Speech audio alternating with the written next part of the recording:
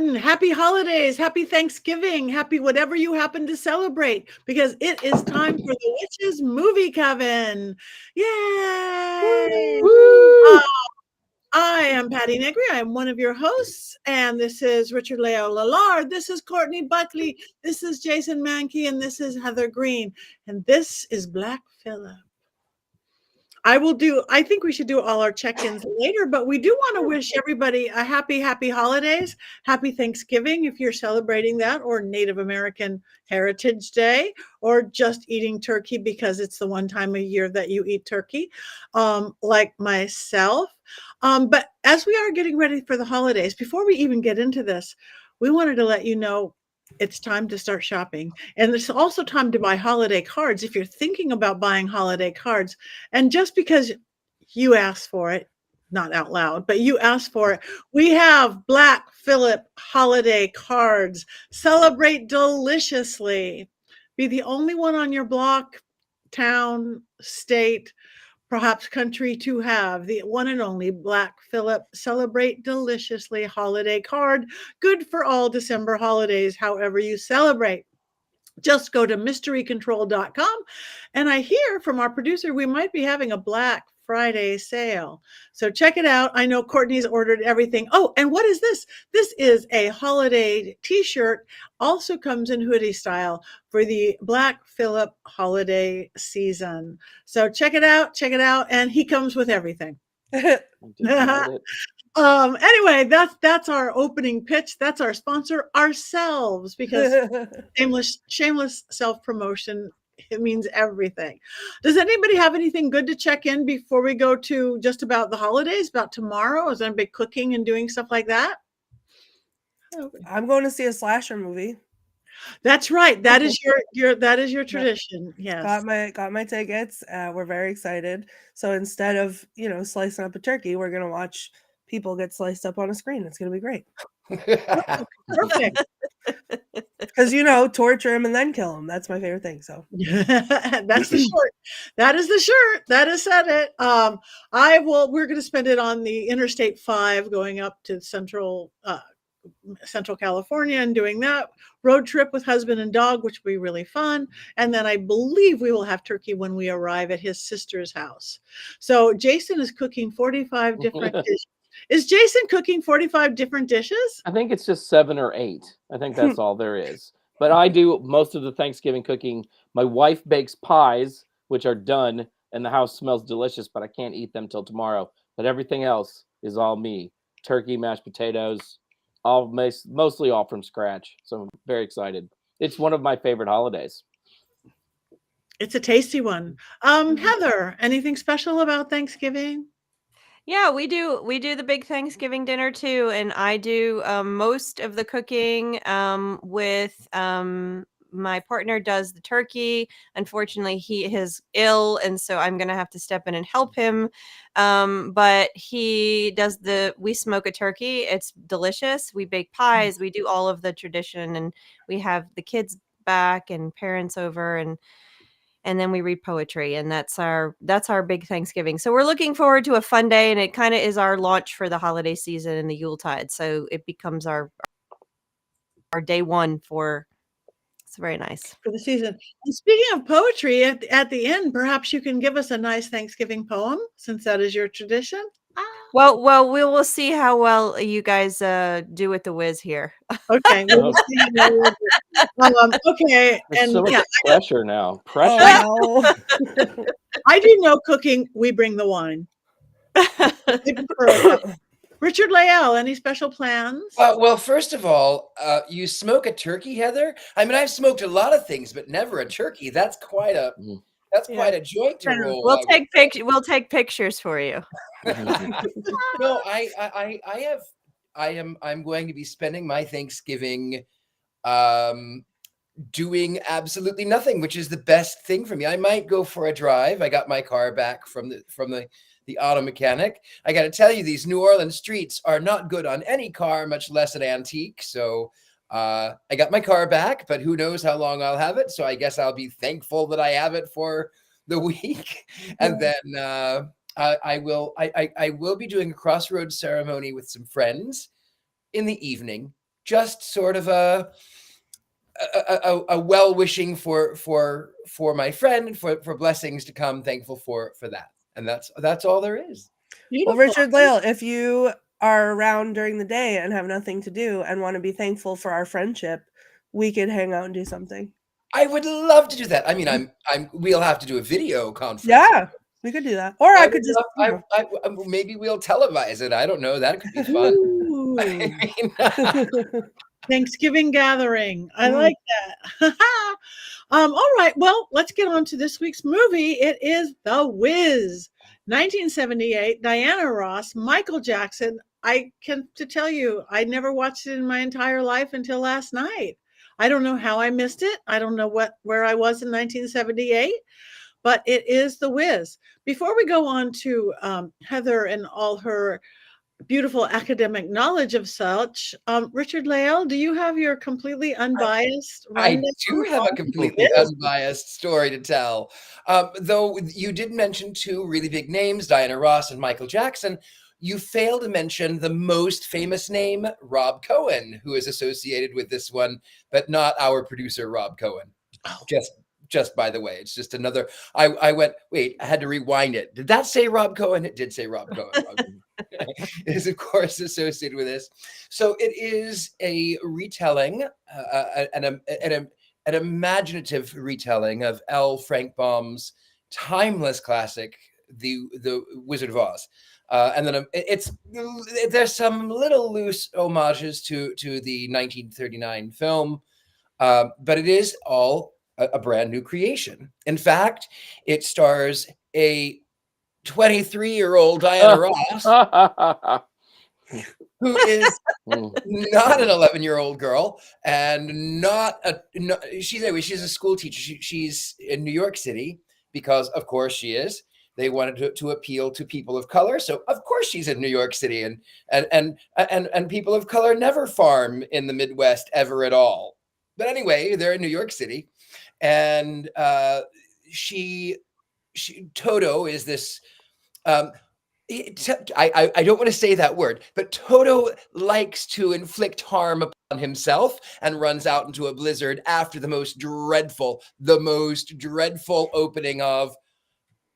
Why is she afraid? You don't really know. She's a kindergarten teacher, but I mean, having worked with children, I can kind of understand why one would be afraid. Anyway, so she runs out to catch Toto in this blizzard and is accosted by a tornado in Manhattan. You know, it's like the lava earthquakes that happen in Manhattan all the time. Like, these things happen. So she's swept away into the dreadful, dreary suburban world of Oz, where, of course, Miss Piggy plays. Oh, that was a different film, wasn't it?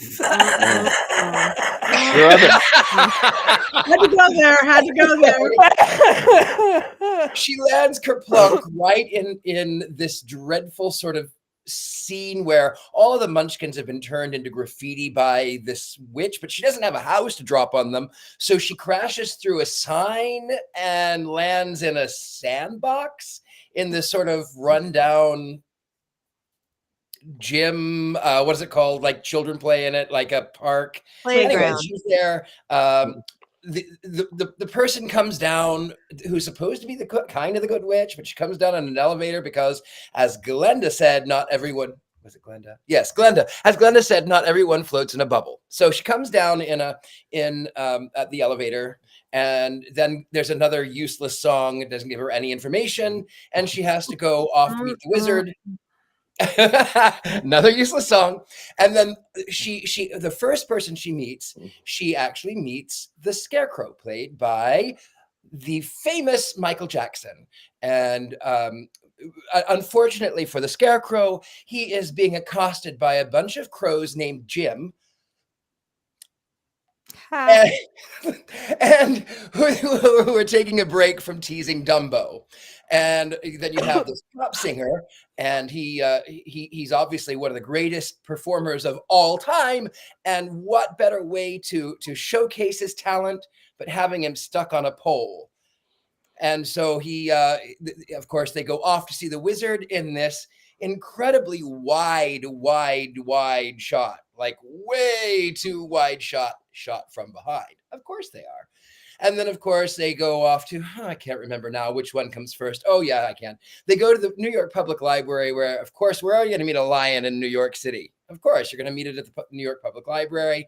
And then, of course, they go follow the Yellow Brick Road through Brooklyn, and it ends up by being at Coney Island, where they meet the Tin Man, who is the most annoying character in the entire film. And his cry was something along the lines of, oh, goodness, I can't remember. Tee-hee, tee-hee. I don't remember, but it was awful. And anyway, so he's, of course, being sat on by his animatronic wife. And he is the most uncomfortable position because he's a cushion. And it's not a very comfortable cushion. And then they end up by taking the subway, which is terrifying enough. I have taken those subways, okay? It is terrifying. And then because they're being imaginative, trash cans come alive. Ooh, scary. And of course, they lean heavily into all of the tropes. The cowardly lion saves everybody. And of course, the scarecrow has thought all of the plans all the way through. And the Tin Man, he does that weird crying thing. And then they get to Oz, which is the World Trade Center. And they're all dancing this useless, weird number. They don't have any homes or anything. They just live right there at the World Trade Center. And they sing about the color green until the Oz, who's in the World Trade Center, decides that it's the color red, which doesn't make any sense. And then they end up by meeting the powerful wizard. And of course, they give it away straight away that he is, of course, just a man who is a failed casino owner in Atlantic City. He's basically the Black Donald Trump. Oh, boom. And then he says to them, as the voice of Oz, you have to go kill this witch. Up until this point, they have forgotten to introduce the entire movie. So she goes into this factory of like a sweatshop, and the witch has one of the best songs in the entire film. And of course, what is the witch afraid of? Water. So she positions Dorothy right by the sprinkler system. Mm-hmm. And then her own throne is a toilet. So for whatever reason, this witch knew that this Dorothy Gale from Kansas, Manhattan, was going to be standing in that position and pull the lever, and all of her sweatshop flunkies could well have pulled the lever too. And then the witch, the Wizard of Oz, the Glenda character comes and sings another song about self-improvement. Roll credits, and I want to love it. Yay! I'm obsessed with you. I'm barely holding it together right now. And fine, unbiased. I'm not sure we watched the same movie, but oh, I watched that one. All right. Thank you very much, Richard-Lael. Heather. Heather?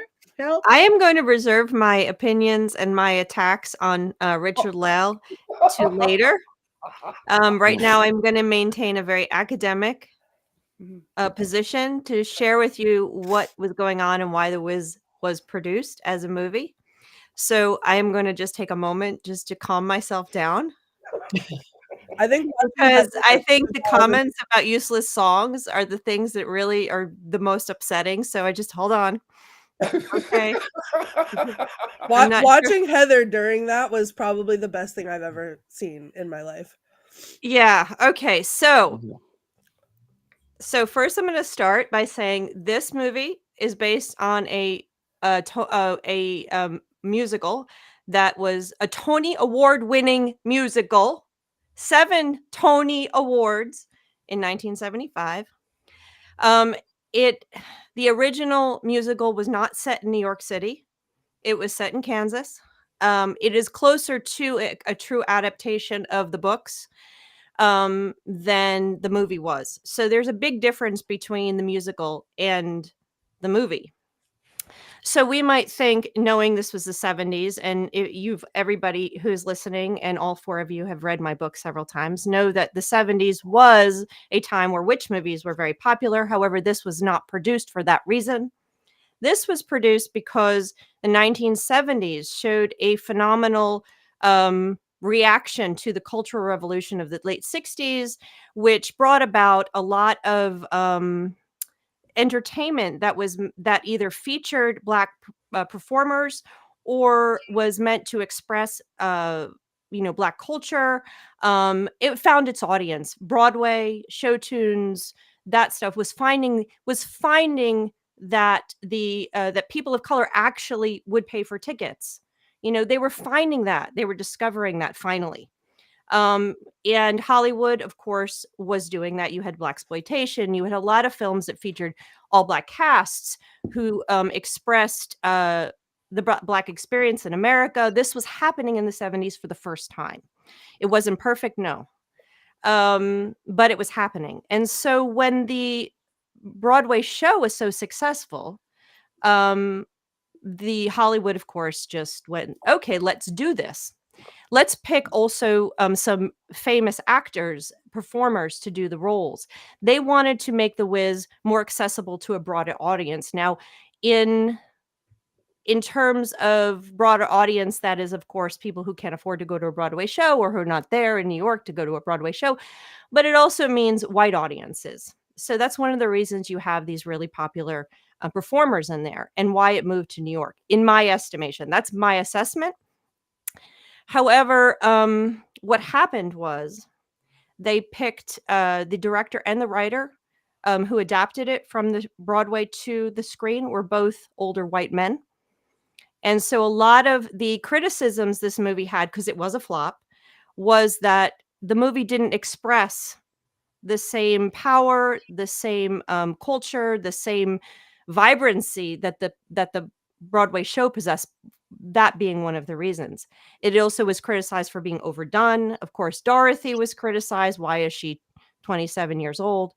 So there was a lot of backlash against this. But at the same time, it did capture a lot of people's love. It did capture an audience. It did capture people because of the music, because of what it was trying to do.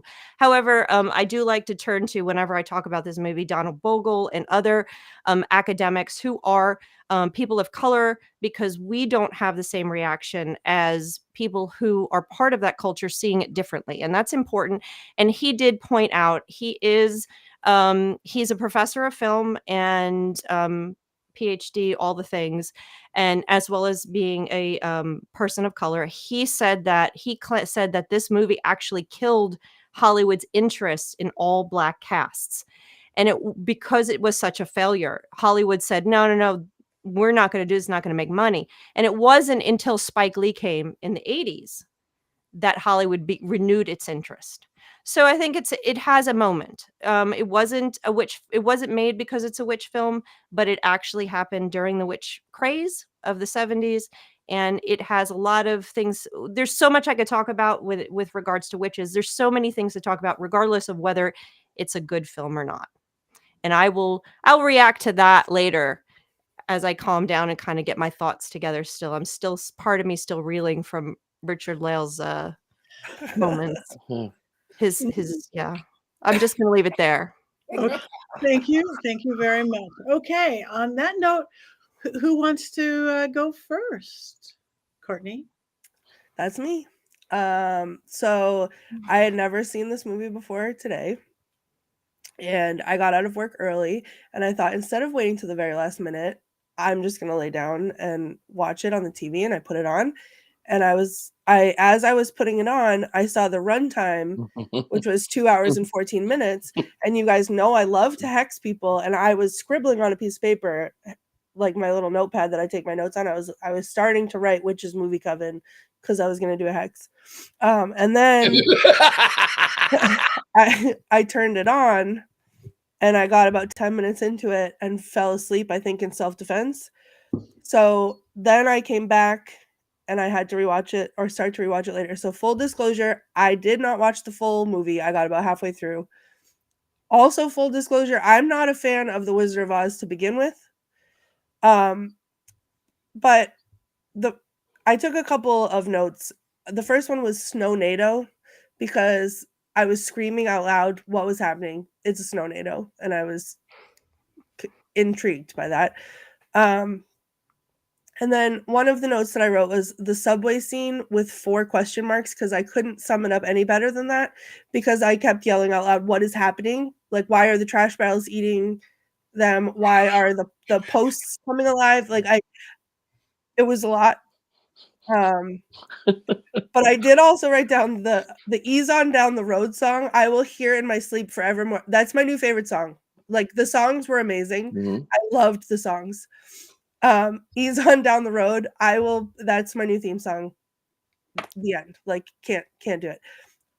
Other than that, not my favorite thing that I've ever seen. In fact, I think I texted you guys. I was out loud pronouncing that I was wishing it was the Muppets Wizard of Oz.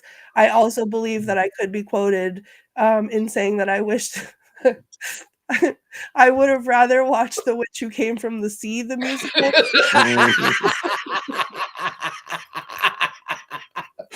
You are not getting a poem. I love you so much, and I kept the whole time I was watching it. I was like, "I'm so sorry, Heather. I'm so sorry." So, but I mean, I did find something positive to say. The songs were great. Every time I see Heather like holding her hands, I think it's to hold them so she doesn't strangle anyone through the screen, because it just feels like that's going to happen. Can I just real quick, Chad? First of all, Chad, you should probably have been on tonight instead of me, because you have a lot more to say about this than I do. But also the angry fighting trees. Yeah, I don't like that either. I think it's crazy. That's a great point. Thank you, Chad. I'm not a fan of the Wizard. I think this would have been a lot different if I was a fan of the Wizard of Oz, and I'm just not. So I don't think I'm qualified to offer an opinion. Courtney. Yeah. Okay. Thank you. I'm with you on. All right. Well, my little head is there, so I guess I will go next. I liked it. I had never seen it before. I am the world's biggest fan of Wizard of Oz, the original one. I mean, it's still one of my all-time favorite movies, period, end of story. And I don't know why I didn't see this one. And it really seems very much of the decade for me. I have a dance background, and I was a dancer when I was young, and I loved seeing the dancing, that whatever that weird style was, not Fosse, post Fosse, but it was this, not even necessarily a black, it was just this, and I just loved it. Towards the end, when they took off those funny outfits and they were in their little white underwear, that was so beautiful. It was a ballet type dance, and there were so many people. And I know in '78 they weren't making them on AI; they were real people, and it was just breathtaking to me. I do think the acting was a little weird, maybe because it was a Broadway play turned to whatever. It just seemed pushed. Everything seemed pushed. Even some of the musicality, but I mean, there's Lena Horne. There is all these amazing people, and I too love the music, but it's like, maybe the songs could have been one verse less just for the whole thing of the movie. But basically it was so 70s.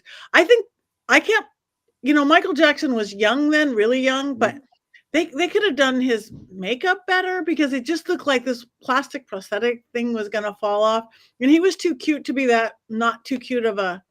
And I will tell you, though, the good thing about having Michael Jackson in this film at this point is that he was the right color in 1978 to be in that film. Exactly. He was still black. Yes, he was. And I like how they played with, again, I'm not compared to the book, but to the movie, what they did with the costuming and everything else, making it different. So I thoroughly enjoyed it. Just thought it was a little too pushed, a little too long. One verse less on any of the songs in itself could have taken off 15 minutes. And but I thought it was, for its day, again, 78. That's what, 45 years ago. That's pretty amazing. And I liked it. That's it. I can't remember until anybody else talks next. Jason. I grew up watching this movie because I had HBO at a young age, and they would occasionally show this over the course of a month. And every time it was on, I would stop and I would watch The Wiz because it looked cool. That is a beautiful movie in so many ways. I like the weird dystopian sets quite a bit. I'm not sure that it works necessarily, but it's still really fun to watch and to look at. And I grew up knowing Ease on Down the Road. That is a banger. It's as good as anything in the 1939 movie. It's one of the best songs probably ever in a movie musical. It's really great. So I have like deep feelings for this movie. However, I hadn't seen it from start to finish in quite a while, and everybody in the comments keeps talking about how long this movie is. It is way too long. It is 30 minutes longer than the 1939 Wizard of Oz. And Joel Schumacher, who wrote the movie and later directed Batman and Robin, part of me thinks he was getting paid by the word or something. It's just way too long. And I wish they had not taken the liberties that they did and really had based it on the musical instead of rewriting the entire script, which was what Schumacher did. He threw everything else out. All they kept were the characters, obviously, and some of the characters are actually from the Broadway production, but they changed all the lines, all of that. And that's a real shame because I think it would have been a better, more solid movie had they not made some of those changes. Even though, as I said, I sort of like dystopian New York City. Thank you. I'm going to jump in here, and I think, I agree with Jason. I think they should have stayed closer to the actual musical. But my theory is, and I would love to find the documents of why they changed it so much. My theory is because of this idea that they had to make it more not accessible. It's the wrong word. They had to appeal to a broader audience, which included white folk who were not going to accept just a remake of The Wizard of Oz, which is this beloved thing, where there would have been a negative reaction to that, and I'm hitting on a racism there. There would have been this negative reaction of this just redoing something like that, which it isn't. Which the play, which I just saw last week, incidentally. There is going to be a revival on Broadway starting in April of next year, and the cast that I saw is going to Broadway. It was phenomenal. It was obviously upgraded to some degree for current audiences with jokes and stuff. It was a barrel of laughs. It was poignant. It was fun. All of the music that was in the play is in the movie, with the exception of 2 songs. They took out the Wiz's songs. Because Richard Pryor is not a song, they weren't gonna make Richard Pryor sing. They made the Wiz Richard Pryor. It was just Richard Pryor. So they changed the Wiz character a bit. But it was phenomenal. So if you're in if you see the tour, or if you can get to Broadway and see the revival of it, it is so much fun. It is so well done. The cast is absolutely phenomenal. And it's totally different than the movie. And, I grew up like Jason watching this over and over. HBO. I am a big fan of musicals. The late 70s musicals were having a moment in the late 70s. So I was all about that. Think it's Grease, New York, Cabaret, all these musicals. And I loved it. I actually was a munchkin in The Wiz at one point during my early years on stage, which is kind of funny. But we won't go there. And I have always loved it. And I loved it because of the music, because I am such a huge show tune fan. I'm such a huge musical fan. And like Patti, a huge Wizard of Oz fan. So there was nothing this movie could do that was wrong when I was younger, except I grew up in urban New York Metro. So the scene in the subway scared me. Like literally viscerally scared me. And it scared me more than the trees, because I didn't see trees. I didn't grow up in the country. I grew up in that environment, in New York City environment. So it was real to me. But I love this musical for reasons that it's just part of my growing up, because I love musicals, because it's brilliant. It's a point in time. It expresses the Black experience in ways that I can see as a film historian, as well as a person and an American, and just I can see, but there's in ways that I can't see as well, and I know that that it's an important movie. it's an important musical. It's an important piece of pop culture. Unfortunately, the movie failed to meet the expectations of the musical, which is very sad. It's sad for so many reasons because of the great stars that are in it. Lena Horne, oh my goodness. She's such an amazing actress, and she was with the Star Babies. That's my biggest what are those floating Star Babies? I didn't like the Star Babies. They looked like they were being tortured. So, as a kid, I was like, I loved the whole thing. I didn't care. I hated the Be a Lion song because there's a point where the movie does slow down. And as a kid, I was like, okay, whatever, be a lion. But now watching it, I'm like, oh gosh, the Star Babies, what is with that? But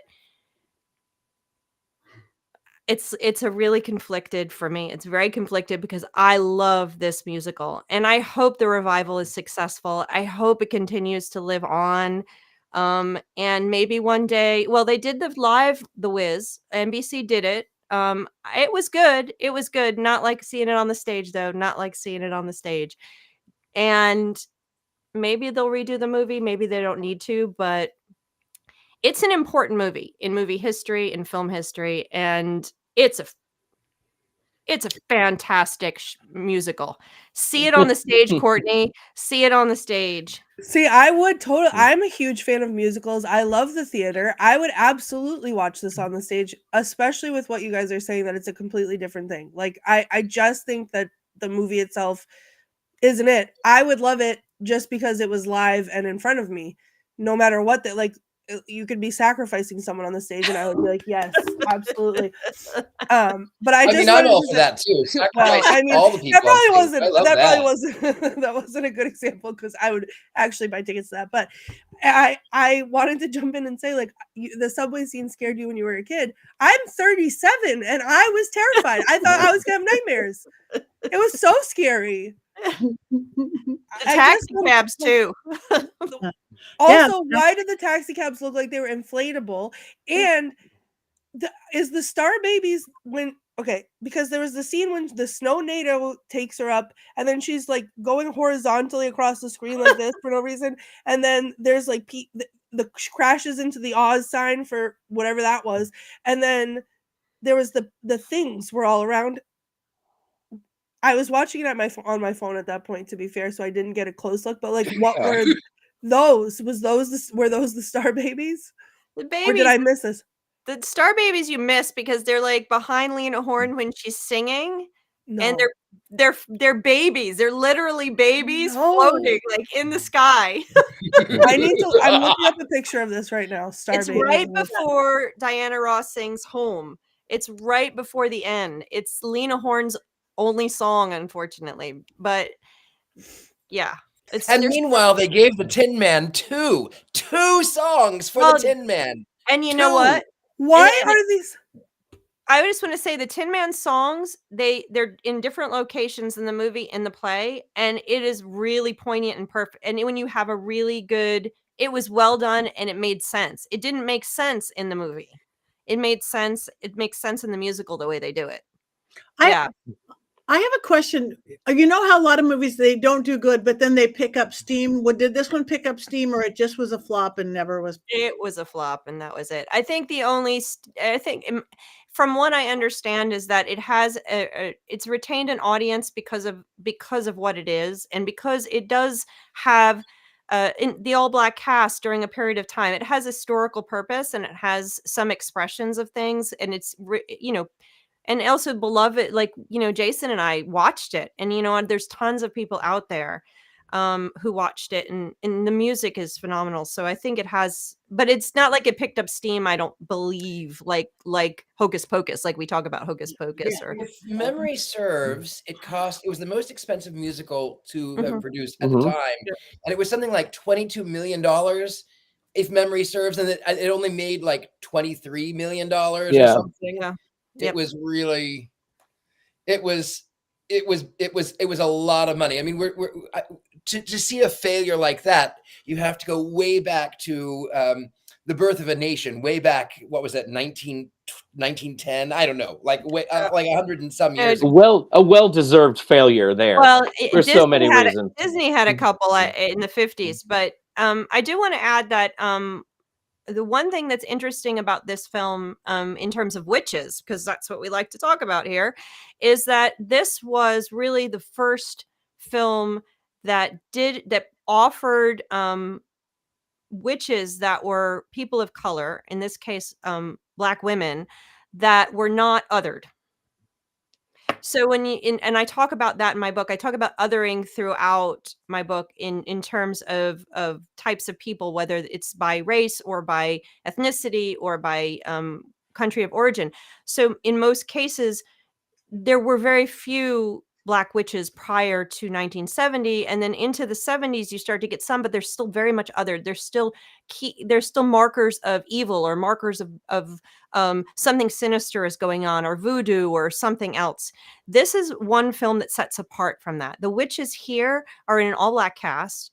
They are good and bad, and just like the Wizard of Oz. So this kind of stands out in terms of witch films as well, which is kind of makes it, again, it's an interesting marker, as sometimes even bad films are important. And I'll keep saying that over and over as we go through the years, as we talk about films, but sometimes bad films are important markers, cultural markers. And, and sometimes we can love bad films. That's okay too. That's okay, Jason. You can love this film. Yeah. I love a lot of bad films. I don't love this one. Like The Witches from the Sea.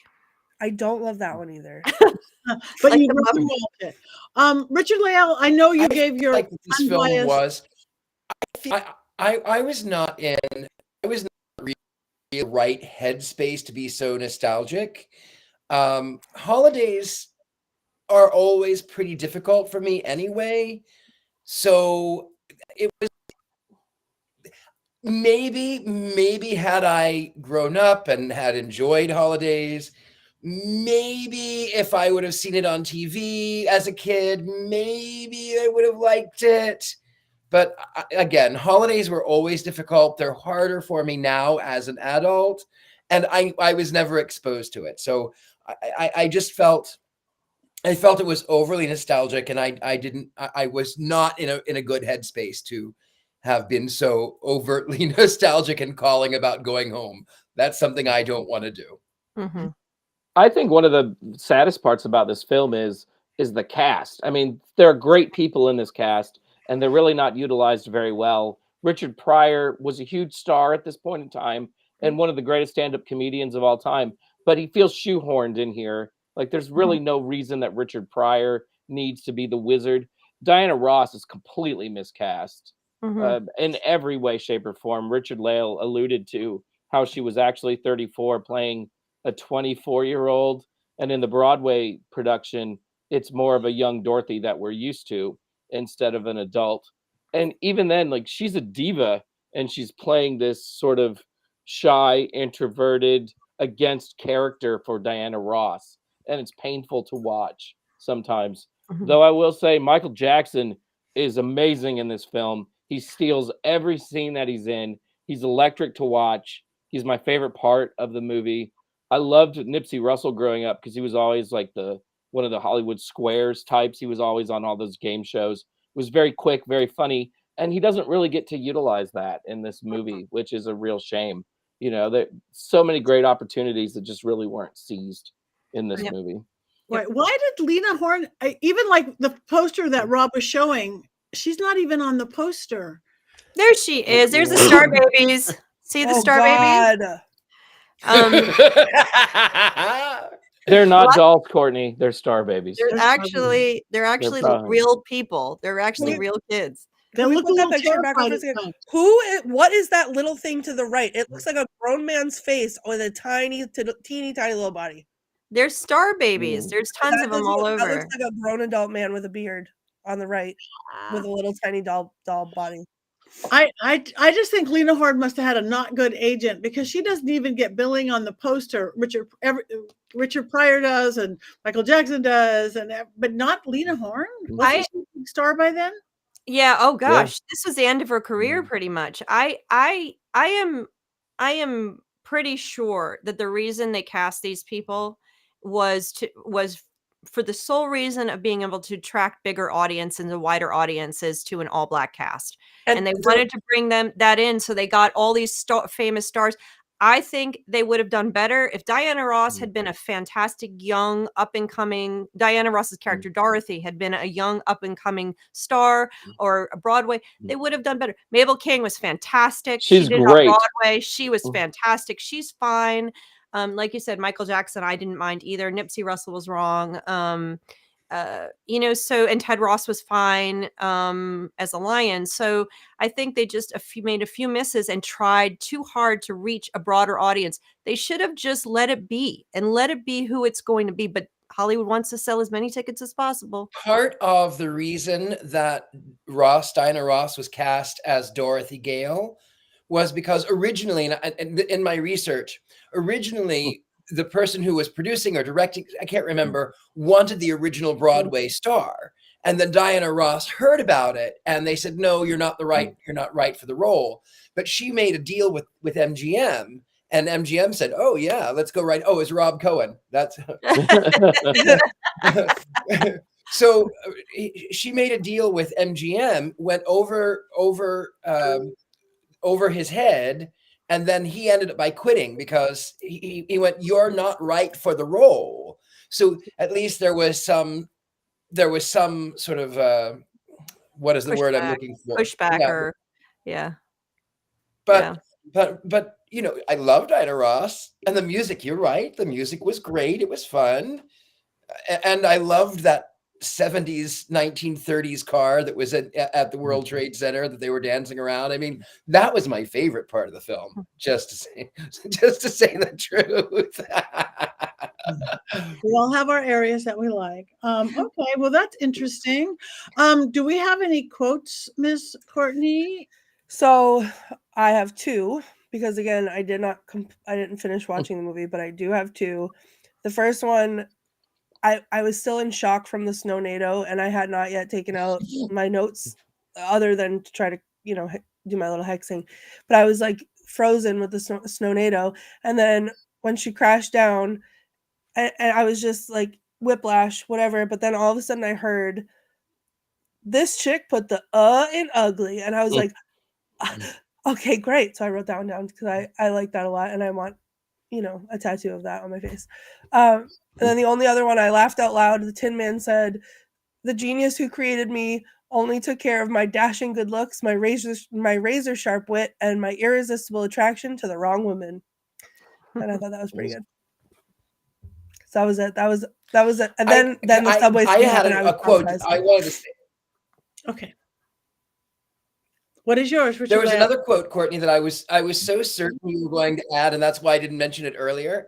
But that quote was when they're putting oil in the tin can and in the Tin Man, and he says, if you don't have an STD, you can try another oil. I thought he said, okay, hold on, because I thought he said STD, and I was like, I watched TV with the captions on, right?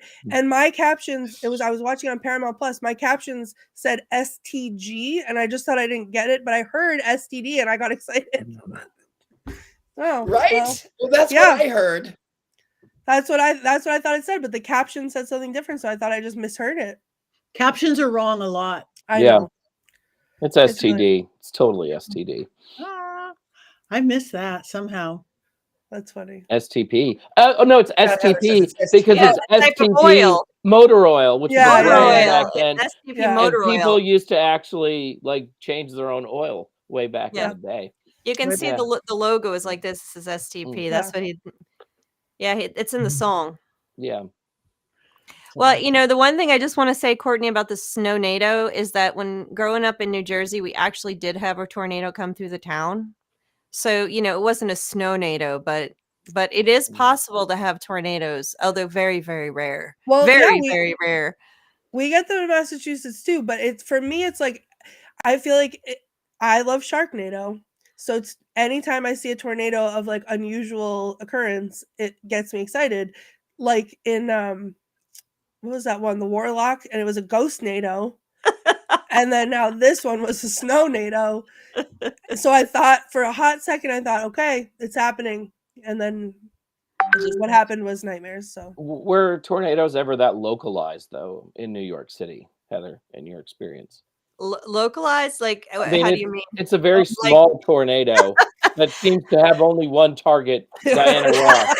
Like maybe the tornado was being piloted by one of the angry ex-Supremes. yeah. Maybe Mary Wilson was extracting her revenge. But it could be. The tornado that came through my town was very tiny, and it went up Main Street for a short period of time. I'm not sure who it was looking for at the time or why it was there, but it was localized. So you could have been onto something there, Jason. That could be a good I'm coming for you, Diana Ross. I'm coming for you.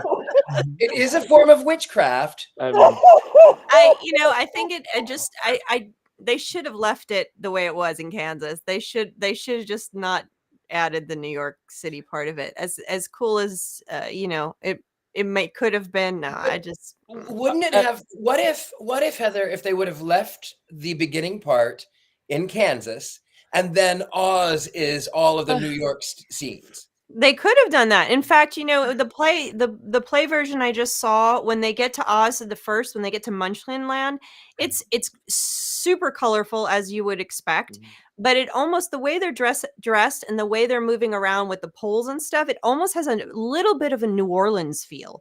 It's not New Orleans, but it has a little bit of that. So you could do, it's Munchkinland. You could do anything with that. And so they could have done something really fun with it, not made it as bleak, like that dark playground. They could have done an urban setting, but again, the movie failed on so many levels that it's very sad now, but I still have a love for it. That's where I am. Oh, go ahead, Patty. No, I did worry about Toto now and again. I don't think it was a very well-trained dog to be right close to her. It's like, where's Toto? Where's Toto? I haven't seen Toto in 10 minutes. And every once in a while she would miss her, because I worry about such things. Jason, I need you to know that I will never recover from the targeted tornado that's being piloted by something else. I can't. I don't know if everybody saw, I'm sure he did, that I just literally almost died. I couldn't breathe. I was laughing. Courtney, I just want you to know that's my Thanksgiving gift to you this holiday season. It is. When we go around and say what we're thankful for, that is number one on my list. Thank you. I get that a lot from people. I really do. I imagine. Okay, well, I think we actually have time for a poem. I don't know if we want to vote on the movie first and then move on to poetry. Does Jason have a movie minute? Oh, wait, I forgot. Oh my gosh. I'm so sorry. I have non-turkey brain. Look at Robert right in there. Let's hear Jason's trailer. All right. I appreciate everyone's excitement. All right. I don't know if I'll survive it. I don't know. I don't think sometimes I don't really think they're my best work. Here we go. It's Dorothy Gale, like you've never seen her before. As a 34-year-old elementary school teacher, wonder aloud as Aunt M chastises her adult niece for only being an elementary school teacher, encouraging Dorothy to make the leap into the big time and teach in high school. Looking for a Thanksgiving film? The Wiz is sort of one, with an opening scene set at Thanksgiving before Dorothy is transported into Oz by the weirdest snow cyclone in the history of New York City. Once in Oz, marvel at just how long The Wiz is. The characters that talk and talk and talk and talk and talk some more. It's as if screenwriter Joel Schumacher, who later went on to direct Batman and Robin, the movie with the bat nipples, was getting paid by the word.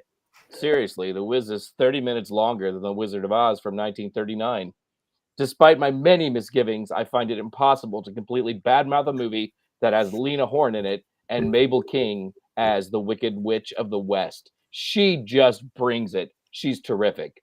There's also the great Richard Pryor in a role that he probably shouldn't have had, and a scene-stealing Michael Jackson. But The Wiz just goes on and on and on. Maybe instead of easing on down the road, they should have eased up on the runtime. Yes!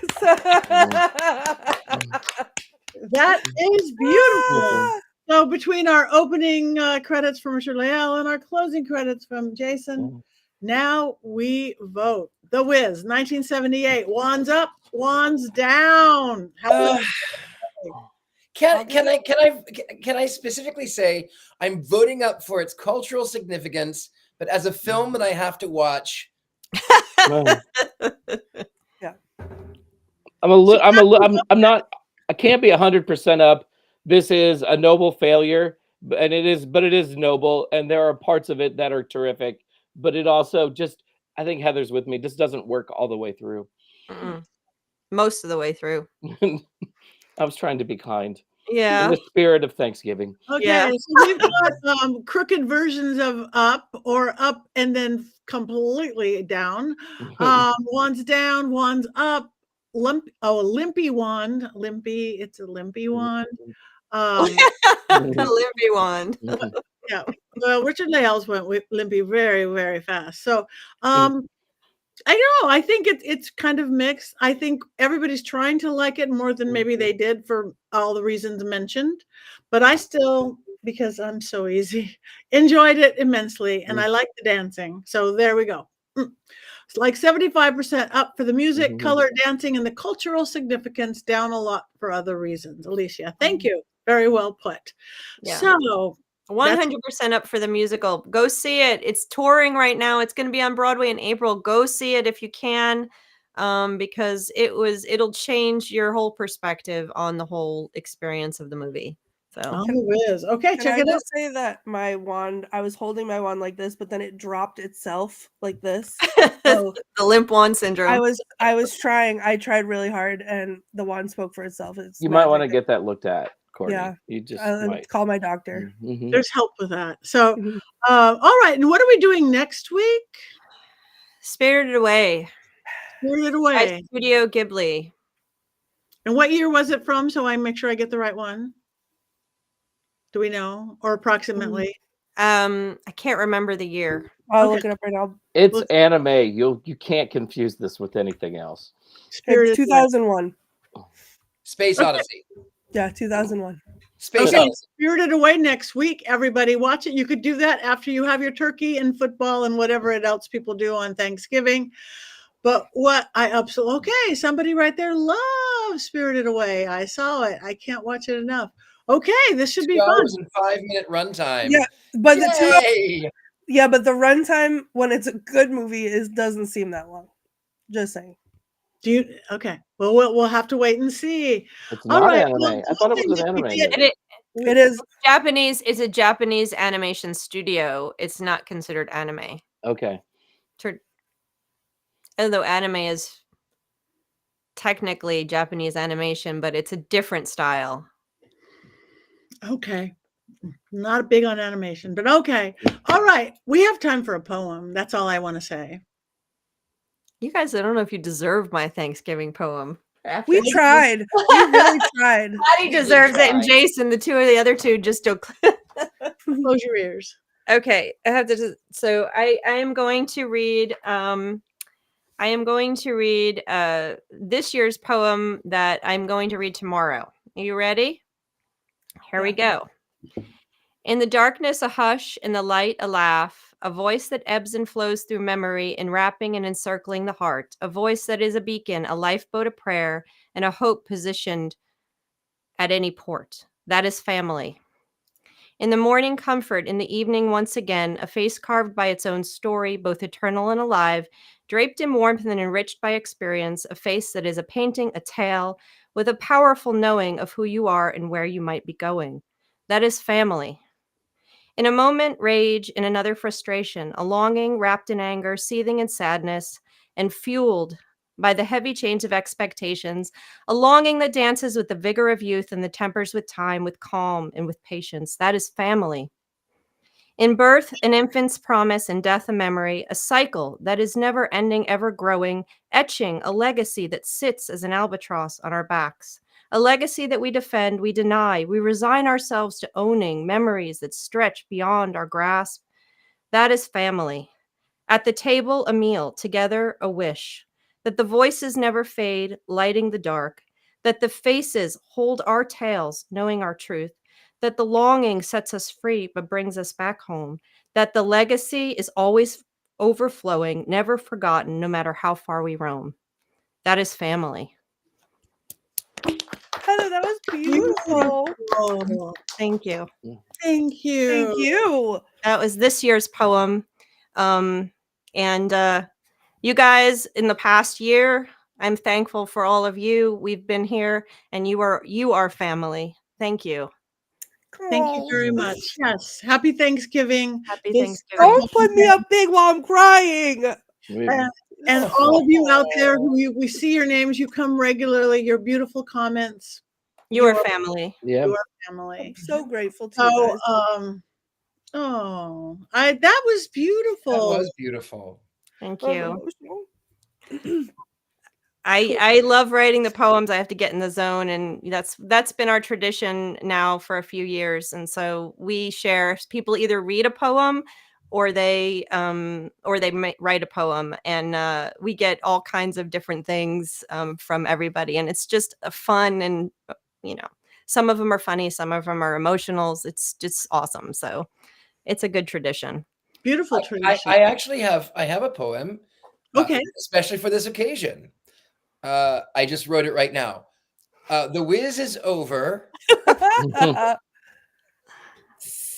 Thank Royal Dover. I went to church. The priest's name was Bendover. I don't have any more rhymes because I'm out of times. Yay! Heartfelt and beautiful. Heartfelt and beautiful, Richard-Lael. I really thought it was going to start with "There once was a man from Nantucket." So I'm glad. No, I started that one last week. Oh, that's right. That's where I heard it. All right. It's a family show. All right, everybody, talk about anything that you have coming up. That anybody wants to talk about upcoming in the next bit, where they can see you, or anything you want anybody to know. No? I did write Llewellyn's Little Book of Yule. As you can see, I already have my hat on. I already am wearing yet another Krampus t-shirt because he is the reason for the season. I am obsessed with this time of year. It is my favorite. If you love Yule and you find me funny at all, you might enjoy this book. No, you'll enjoy this book. Yeah. Everything rhymes. Beautiful. Okay. Well, again, probably all of us are having a week or so off for it because this is a family holiday. If anybody wants to be in the Dallas, Texas area, December 9th, I will be at the Old Park Hotel doing a public ghost tour and stay over if you want to join my partner in Paraflix, Natalie, with myself. And in January, I'm going to be at Hanover Tavern Paracon, which is a fundraiser for Hanover Tavern. So like us all, follow us all, look at us on social media and our websites, go to our YouTube page, go to all of our pages, and then make sure you go to Mystery Control, because in Mystery Control, you could have a pillow with Richard-Lael's face on it. Here it comes. Here it comes. There you go. And wearing Patty's power pants. You can have power panties, Richard-Lael's face. You could have Bro Witch shoes designed by Jason. You could have so much magic. Oh, yeah. Oh, right there. You are our best model there. There is. And then it keeps coming. My whole wardrobe. You must have a really big closet, Courtney. I have a really big laundry pile, and every time I need something new, I order it on mysterycontrol.com instead of cleaning it. So I just have a pile of dirty clothes, and I have to get new ones because I'm. So that's where the tears are coming from. Yeah. Here's the card. Oh, I can't wait for this. You could have this. You could be the only one on your block to send "Celebrate Deliciously." Have people ask, and that guy comes with everything. And I didn't mind it. So no, that's not bad at all. So you guys, Mystery Control, and for Black Friday, code Patti, P-A-T-T-I, 25% off everything on Mystery Control. We are practically giving it away. So check it out. Like us, follow us, celebrate Thanksgiving, whether it's on the Thursday date. We think every day it's about thankfulness, you guys. If we incorporate that into our life, guess what? Our life gets better just for the appreciation and thankfulness of it. So my wish for everybody is for you guys to sit back and just appreciate everything you do have in your life. Yes. That's lovely. Mhm. Anybody else before we? It's time. One day. A Thanksgiving cackle. Should we gobble? Yes. Yes, I've fine. never goggled in public, Mm, so No, why first not? time for everything. let's get And you it guys started. out there, you have to do it with us, because if we look weird to anybody in our households, you have to look weird to anybody in your households. They're getting used to the cackle, so now we have to shock them with the gobble. Okay, Mm. 1, 2, 3.